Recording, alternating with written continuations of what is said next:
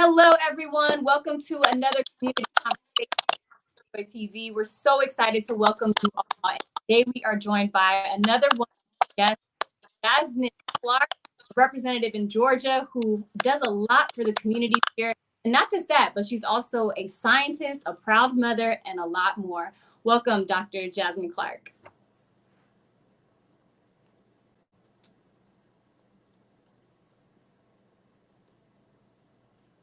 Welcome, Dr. Jasmine Clark.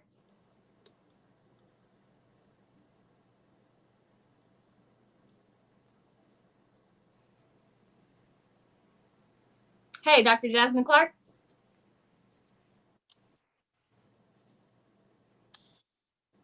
All right, something happened with my connectivity. I'm back. Oh, it's all okay. It's all good. Yeah. One second. Okay, so yeah, we're live now. So I apologize, we had a quick technical difficulty, but again, I want to welcome everyone to this community conversation. Today we are joined by another special guest, a scientist, a Georgia representative, and a proud mother, Dr. Clark. Thank you so much for joining us today.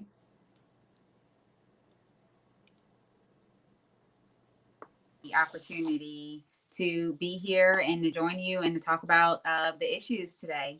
Yeah, a lot to talk about. You know, it's like, where do we even start, right? Right. But I guess one big one we could start off with, because we have an election coming up, a big one.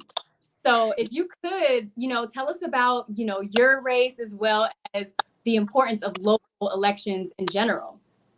Yeah, absolutely. So I am running for Georgia's House District 108. House District 108 encompasses the city of Lilburn, so the Lilburn city limits, and then the surrounding unincorporated areas of Norcross, Tucker, Lawrenceville, and Stone Mountain, but all in Gwinnett County.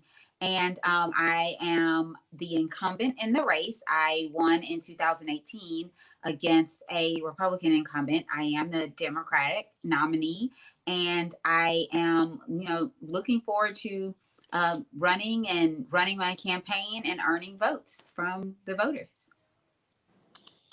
Absolutely, that's very important, right? You need votes, so we need people to get out and vote. But let's talk about these local elections, because sometimes people just focus on the presidential election, which is important. We're going to get to that. But why are positions like yours so crucial in our communities? So the truth is, the more local the election, the more that election actually touches your life directly. So for example, municipal elections, which usually happen on odd numbered years like 2019, 2021, those are going to be for your mayors and your city council people. And they have a direct impact if you live inside of an incorporated city area. If you don't live in an incorporated city area, then the next level is going to be your county.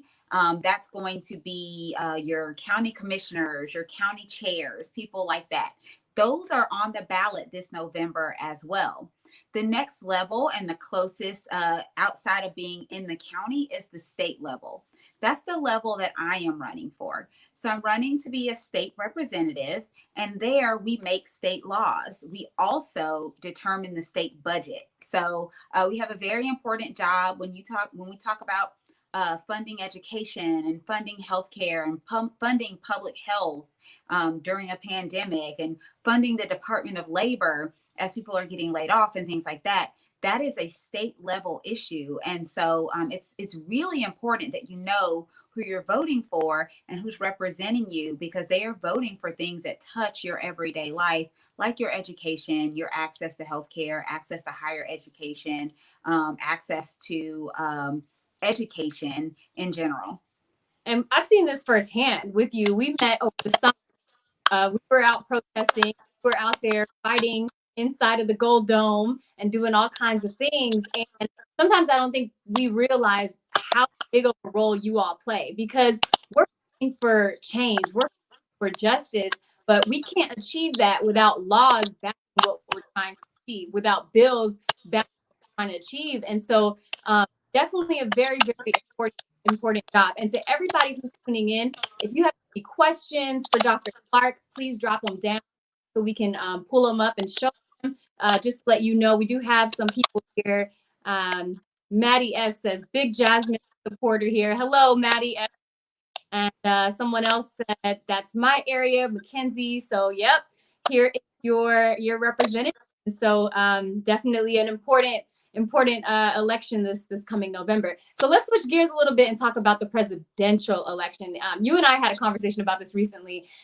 When you vote the president into place, the president's job just doesn't impact the 4 or 8 years that they're there, right? Talk about that significance and the long-term effects as well. Yeah, so when you're voting for president, and one thing people need to realize is that you're voting for more than just one person. So that's really important. So when the president is inaugurated and they go in and they start on the job, one of the first things they do is they bring in a cabinet.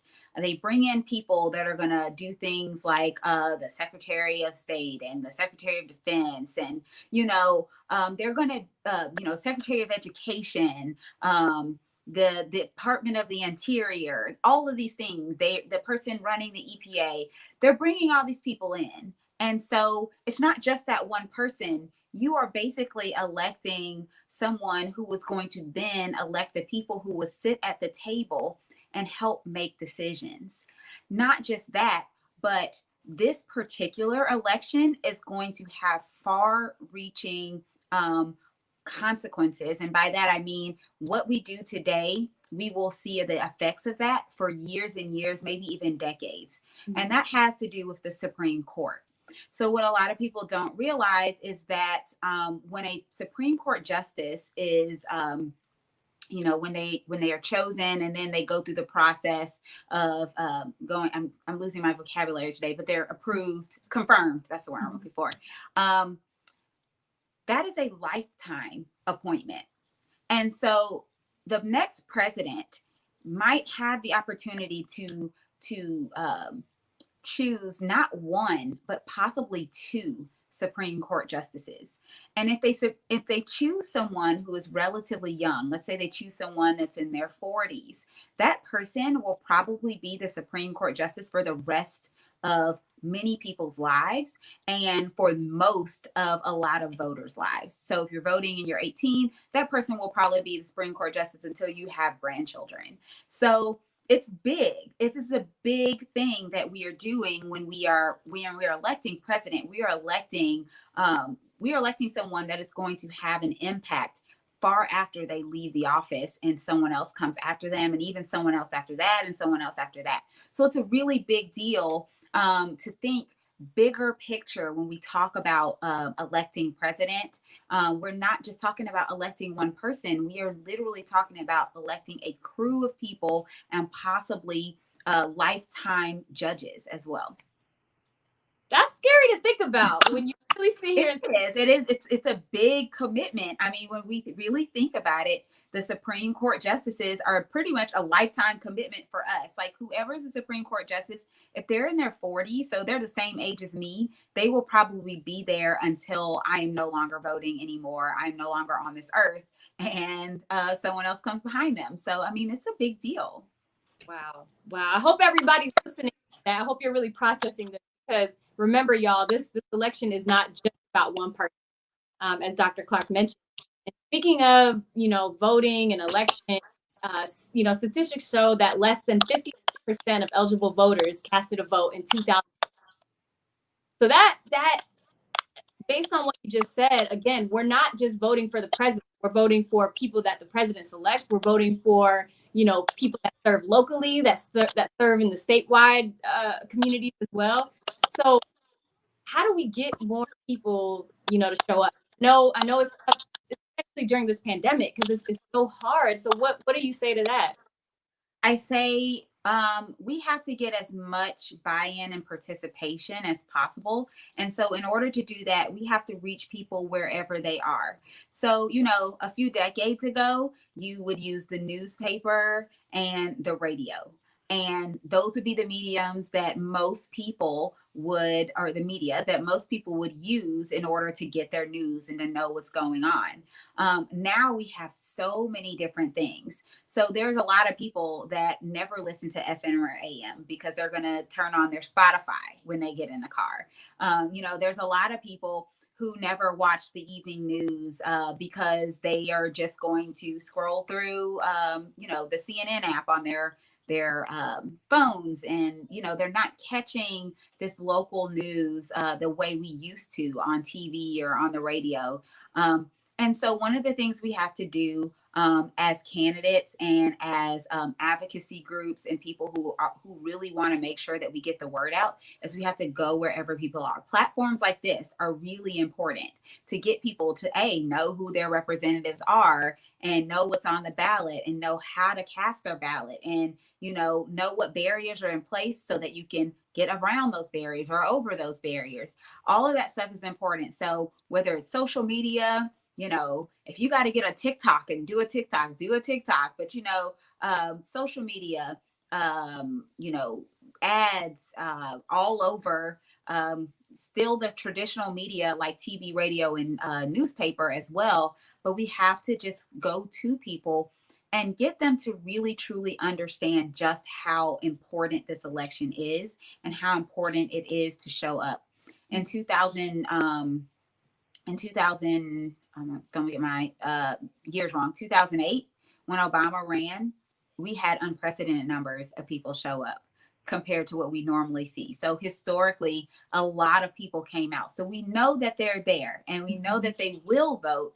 And so the next thing is to get them to understand what we are voting for. What is at stake when you vote and what is at stake when you do not vote? Absolutely. And speaking of, knowing what you're voting for, we did get a question here from Kathleen Barr, and she wants to know, she says, Representative Dr. Jasmine Clark, proud to have you represent House District 108. Can you give us a brief outline of your campaign platform that might be different from your opponent? Well, I think that my opponent and I are pretty much polar opposites of each other on a lot of different issues. Number one, I truly believe that when it comes to healthcare and when it comes to things like healthcare, education, things that Georgia spends the majority of their budget on, it is very dangerous to have this idea that we need to limit government or cut government to the bone, because what that actually means in Georgia is cutting education and cutting funds from healthcare. That means, more disparities in the education system, especially in public schools. That means more expensive healthcare for people, more expensive prescriptions, more expensive or less access to healthcare. And unfortunately in Georgia, outside of House District 108, but still having the same effects because everyone doesn't stay in their own bubble, it means hospital closures. We just had an announcement in the last month of 2 hospitals closing in rural Georgia. And while you may think, hey, that doesn't really affect me because I don't live in those areas, if you ever drive through Georgia, there are certain places where if you were to get into a very bad car accident, a life-threatening car accident, there is no hospital for you to go to for several miles. And that could be the difference between life and death, as you literally will have to be in an ambulance for a very long time before you get to a hospital. So yes, it affects us all, even if it's not directly in our community. So other things that I feel are important is definitely voting rights. I want to make sure that we make voting easy for every single eligible voter. People should not feel like they have to jump through hoops and over hurdles just to cast their ballot. Voting is what makes us the democracy that we are. It is built into the fabric of our nation, and we need to make sure that is accessible to all. History has shown that it has not always been accessible to everyone, and I want to make sure that we change that we go forward, that we progress, and that we do better about making sure that every single person that wants to cast a ballot and that is eligible to cast a ballot is able to cast a ballot. Yes, thank you so much. Thank you for the question. Again, if you have any questions and you need, go ahead and drop them and we'll pull them up to respond. And Dr. Clark, you bring up such an important topic, and that giving people access. We all technically have the right to vote, but we don't have access to vote. So what are some things that you've been doing to help with that? I've seen some of your content. You try to walk people through, requesting the absentee ballot or making sure they're voting early or making sure they're using, drop-off locations, some of those things to anyone watching. This applies to really anyone in the US that's watching. Yes. So what I try to do is be a conduit of information. So I truly believe that information is power, and information is even more powerful when it is shared. And so I want to make sure that everyone knows all the different ways that you can cast a ballot. So you can cast a ballot by mail. Georgia is a no excuse absentee state. So that means that you don't have to have an excuse to get an absentee ballot. You can just say, I want to vote by mail. You request a ballot, and then that ballot is sent to your home. And then you can use that ballot. The what I like to think of is the advantage of voting by mail is you have the ballot in front of you at your home, at your kitchen table, and then you can pull up your laptop or your phone and you can actually search these people's names and see what they're about. So you're not really like on the spot having to vote right then and there, and there's a line of people standing behind you. So that's one of the advantages of voting by mail. But also during a pandemic, I do believe that it is safer and healthier, not just for yourself, but for our poll workers and those who do have to be at the polls. If less people actually go to the polls and more people are actually voting from home. So that's one way that you can vote. Another way that you can vote is by actually voting early. Early absentee voting or early in-person absentee voting is where you go, you still vote on the voting machine, but you're voting early. The times during early voting, the lines and the times during early voting tend to be a little bit shorter. So if you want to avoid long lines and you want to kind of just do an in and out type of voting, then I do recommend early voting as a way of casting your ballot. Now, the closer in early voting, the closer you get to actual election day, the more the lines increase. So October 12th is the first day of early voting, and it goes all the way until October 30th. So you've got 3 solid weeks of early voting, and I encourage people to take advantage of that, either at their elections office or at the satellite locations when they're open. And then, of course, you can vote on election day. And those are the 3 major ways that you can vote. And it's just important that people know their options, that people have the ability to know and vote the best way that they can based on their work schedule, based on their home schedule, just based on their abilities. We want to give everyone the opportunity to vote. That's very important. Everyone deserves the opportunity to vote. And what I've been telling people, treat October 12th like election day. Because you need to show up, y'all. Do not wait until November 3rd if you can. Everyone's situation is different. We understand that. We do have another question we want to take. And on to this question, we want to just touch on the pandemic. Right now we're navigating through challenges during this pandemic, but this interesting perspective, the science and the health and the legislation intersectionality. So in addition to this, you could also touch on the importance of being careful these times, with coronavirus in place. So Maddie Stanley says people have been seeing your opponent out canvassing, but we have you. Can you tell us why you haven't been canvassing and what you're doing instead? Earlier, Maddie also said loves her. So just to let everybody know here, we'll go back to the question.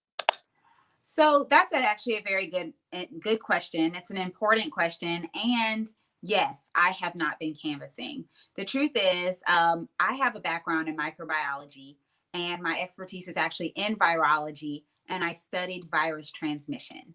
So I understand how viruses work, and I understand that we need to have a healthy respect for community spread and therefore do everything we can to prevent community spread. And the way we do that is to reduce the number of interactions that we have with people. And then at the same time, make sure that if you have to interact with people, you wear masks and you stay distanced from each other. So with the unpredictability of knocking on doors and, people not expecting you to come and, maybe not coming to the door with a mask on or whatever, or, you not knowing what you could be taking from one house to another, I do feel like it is not safe for candidates to be out canvassing from door to door, especially without a mask, as my opponent is doing. And so I have decided that I'm going to run a pandemic safe campaign. So what that means is instead of knocking on your door, I'll probably be calling your phone. I know that it kind of can be annoying to get an unsolicited phone call, but we are really just calling to tell you about the campaign and to ask you if there's any way we can earn your vote. Other ways, we might text you and just remind you about early voting days and things like that. We're probably going to send you, some mail to your mailbox. I know campaign mail is going to be pretty heavy in Georgia because Georgia is considered a battleground state. But hopefully you will take the time to read through our mailers so that you can kind of learn about my platform and also see where you can go to look me up. Other things that we'll be doing, a little unconventional. You'll probably see me on a corner near you holding up my sign. I have decided that I am going to be a human billboard for my campaign at different areas in the district so people get to know my name, get to see my face, and if they have questions, they know where to go. And so we're still out there. We are working very hard. We are campaigning. We're making those calls. We're writing those postcards. We're sending those mailers. And eventually we're going to be waving those signs to ask for your vote. And so please do not take us not knocking on your door as a sign of us not wanting your vote. It is just a sign of us wanting to be as safe as possible during this time.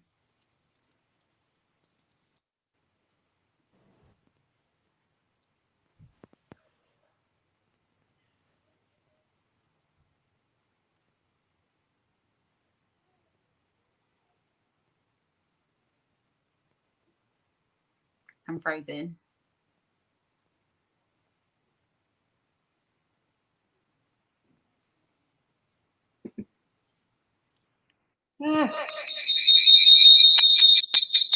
Here. I'm so sorry. Can you hear me? I can. Yes. Okay, I apologize. I don't know what is going on. I don't know if it was raining really hard, so sometimes that affects the service. Okay, my apologies, everyone. We're going to switch gears. So thank you so much for answering that question and, of course, bearing with some of the technical difficulties here. I'm going to go ahead and remove that question. And we have a couple more questions, so we'll go for maybe 5 minutes if that's okay. I know it's fine. Yes. We want to be respectful of everyone's time, of course, and we appreciate you all being so engaged and submitting your questions and bearing with us. And yes, Kathleen said life happens. That's right, life happens, and we just push through the technology. So someone else said, back to Maddie. Maddie said, I figured that was why. Definitely love that she's putting her constituents' health first and foremost. I agree. That's important. Kathleen Barr-Kruger has said something about attending or hosting a virtual meet and greet, and you've done that from what I understand. Yes. Oh, thank you for the reminder, Kathleen. Yes. Another thing that we're doing is if you would like to get a group of your friends, if you live in House District 108, so one of those areas that I spoke to before, if you would like to get a group of your friends together for a very no pressure, just like meet and greet with the state representative, you can host a meet and greet. It's really easy. I basically come in, we do a couple little games, icebreakers to break the, to not make it seem so serious. And then we just talk. It is a conversation. Anybody can do it. All you have to do is reach out to my team and they will set it up for you. It's really no work on your part outside of sending a Zoom link to your friends and inviting them to show up. Sounds easy to me. So if you're listening to this, you know exactly what to do to get even more of your questions answered, because I'm sure we could sit here for hours and still have so much to talk about and go through. And then let's see. We had Mackenzie Mercado said, will you post where you are so we can support when we can? And yes, we'll be sure to, in the caption currently, there's a link to her page as well, her website, which you can stay connected with her on social media.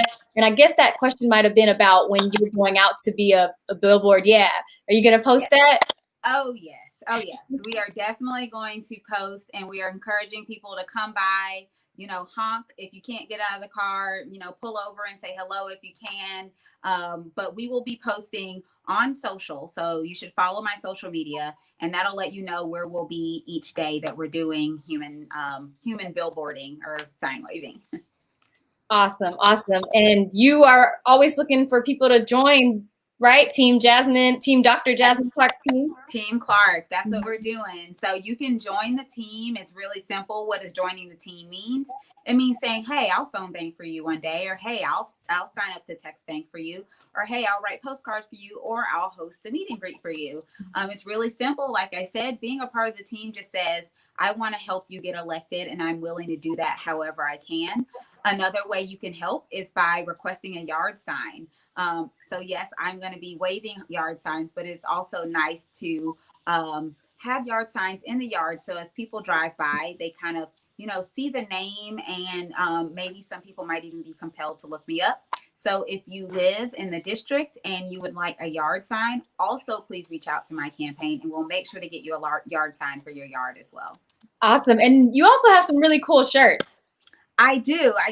So I am doing a little bit of a fundraiser, and I have some shirts. I have one shirt, which I call the Glasses with Flowers shirt, and it looks like me. It's got flowers and glasses on the graphic. And then I have a Science Voice for Georgia shirt, which is a little bit more plain, but it speaks to my platform, which is me being a science voice for policymaking in Georgia. And on that note, this will be one of the final questions we ask. I know, we want to get you back to doing all the great work that you're doing. But that, background and you being able to come in with this perspective, we know that Georgia leads the country for new coronavirus cases per capita.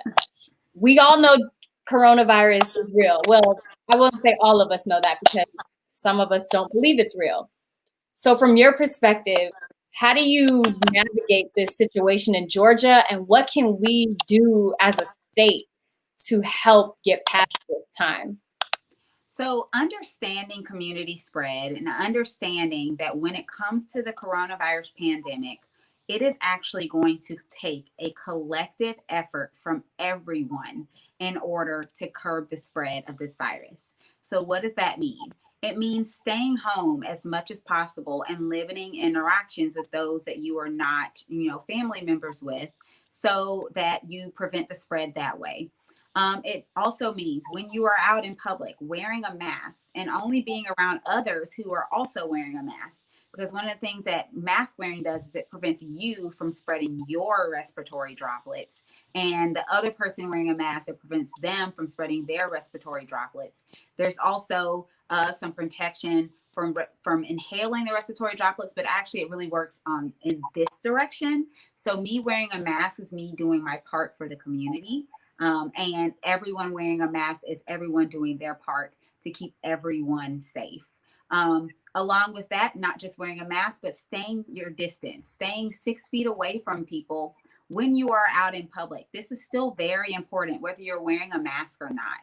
And then also good hygiene, keeping your hands washed, using hand sanitizer when you don't have access to soap and water, being very mindful when you touch surfaces, not to touch your face and not to touch your eyes and things like that. So just good hygiene practices in general.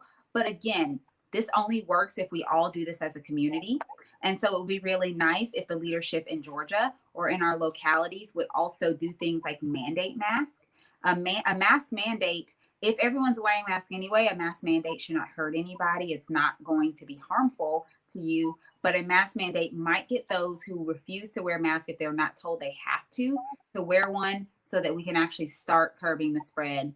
And unfortunately, if we don't do this, we're going to see a situation where we're going to have to start shutting things down again in order to get in front of this virus. So it's really important, because right now, yes, our hospitals are overwhelmed, and yes, our deaths are going up in our state, and now we're starting to see deaths from children, and we don't want to continue on this road.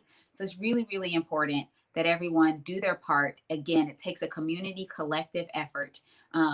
What you're doing in one place, you can't just do it there. We can't just wear a mask in Publix and then not wear it down the street, because we're all intermingling. We're all we're all in this together.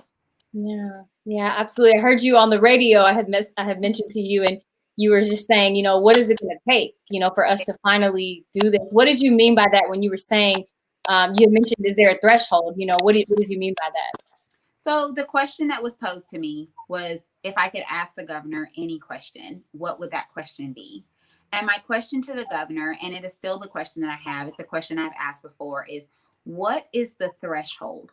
What is the number where you say enough is enough, now we do something different? Because right now, what has been going on is we have been seeing things get dramatically worse, but we are not seeing a response that is any different than what we had before. In fact, I feel like the response is the opposite of what we need. Less restrictions instead of understanding that right now, in order to get this under control, we need to close the barn door. We can't just leave it open. And so I'm just asking, what is the threshold before we say we need to close the barn door? That's deep. When I heard you say that, I got chills. I'm like, you know, it's true. What is it going to take? And we don't want to see any more people hurting, and we don't want to see any more people dying. And Right. Somebody sent another comment here saying mask mandate. Yes, it's very important. At the very least, we can all wear masks around each other if we're going to be out and about or anything like that. And it's so important. So like you said, as much as you can, stay home. Obviously, people have to go to work and do other things, and we understand that. But when you're out, please wear a mask. Please make sure you're carrying sanitizer or washing your hands the first minute you walk into your house. So I know we're going to get through this together. We will get through it, but the amount of time it takes to get through it is determined by the collective effort of all involved. And so the more people that believe that we need to work together to get through this, the faster we will get through it. The more people are hesitant to work together, the longer we will have to deal with coronavirus. Yeah, that's so true. That's so true. And during these times, it can be, you know, very, very tough and very tough to navigate. And so my final question for you today is how do you stay positive? How do you keep going? I know you're a very proud mother, and you have children that you have to raise in this world where there's a pandemic, not just with the coronavirus, but with racism and so much more. So how do you stay positive? And also for any parents watching this, how do you have that conversation with your children? You know, honestly, I have to just stay motivated. And my motivation is that, yes, I have a child who is watching me. My child is seeing every move that I make, how I respond to different things, how I respond to adversity. And I know that those little eyes are watching me. And so I am doing everything I can to stay motivated and stay positive. Because truthfully, yes, it is very easy right now to get down. And I will be honest and say that there are some days where I'm like, you know, things are really bad. But the best way that I feel to get over that is to be a solution-oriented person. And so being solutions-oriented, that's why my name is on a ballot. That's why I make the videos that I make when I see an issue that needs to be addressed. That's why I answer about 100 plays that I call a day just about unemployment alone. Mm-hmm. So I am, you know, doing all that I can to help people as much as possible. And that drives me. That's what gets me up in the morning. And when I go to bed at night, I'm ready to start the next day, you know, doing what I can to help Georgians. And that literally is how this is how I keep going. Yes. Well, we need you to keep going because you are certainly, you know, as you say, bringing Georgians together. And we appreciate you. Just to show you a couple more comments here as we wrap up. Kathleen Barr-Kruger says, thank you, Joy, for hosting this very important conversation. And thank you to Dr. Clark for being here. And Kathleen, thank you for your involvement. We appreciate you being so engaged in this conversation. And of course, everyone else, let's see, Fresgi Hidrai said, great conversation. Thank you for tuning in. Again, just for those who are here, we had some supporters in the building today that were really happy to hear from you as well. And one more comment here that says, keep up that energy, Dr. Clark. Gotta keep going. Yes, we do got to keep going. Well, thank you so much, Dr. Clark, for joining us and giving us so much of your time. Thank you to everyone who tuned in. This will stay up on Facebook and YouTube. Feel free to share it with your friends and make sure to vote early, stay safe, And let's keep supporting the wonderful Dr. Jasmine Clark as she continues to fight for a better Georgia. Thank you so much, everyone. Thank you, Hannah.